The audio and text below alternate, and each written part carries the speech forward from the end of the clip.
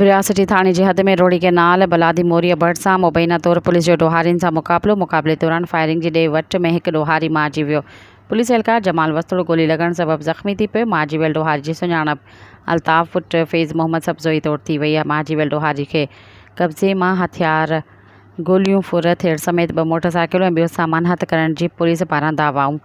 इन सिलसिले में रियासती पुलिस ॿुधायो त दाली मोरी स्टाफ भट्ट सां 3 फ़ौरन पुलिस एहलकारनि लुत्फ़ अली शहर खां ड्यूटी ते वेंदे रस्ते में हथियारनि जी ज़ोर ते मोटरसाइकिल फुर करे फ़रार थियण बाद हुन रड़ियूं करे आसपास जे ॻोठाणनि खे सॾ कया, जॾहिं त भट्ट सां क़ाइम पुलिस चौकी ते पिणु इतला कयो वियो, जंहिं बाद ॻोठाणनि ऐं पुलिस मुड़िसी करे फ़ौरू जो पीछो कंदे रोहड़ी के नाल लॻ खेनि घेरे में आणे 2 फ़ौरन खे पकिड़े वरितो, जॾहिं त मज़म्मत दौरान ॾोहारियुनि जी फायरिंग में पुलिस एहलकार जमाल वस्तुड़ गोली लॻण सबबि ज़ख़्मी थी पियो, जंहिंखे अस्पताल आंदो वियो, जितां तिबी इमदाद बाद वधीक इलाज लाइ नवाबशाह अस्पताल रेफर कयो वियो।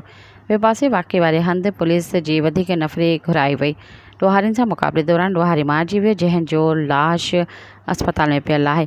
पुलिस जो वधीक चवणु हो त मारिजी वियल ॾोहारी ऐं संदसि साथियुनि मथां पुलिस मुक़ाबिलो ग़ैर क़ानूनी हथियार रखण ऐं मोटरसाइकिल फुर जा 3 अलॻि केस दाख़िल कया विया आहिनि, जंहिंजी वधीक रिकॉर्ड वरितो पियो वञे। सब्सक्राइब कयो अवामी न्यूज़ HD खे ऐं ताज़ा तरीन ख़बरुनि लाइ ॾिसंदा रहो अवामी न्यूज़ HD।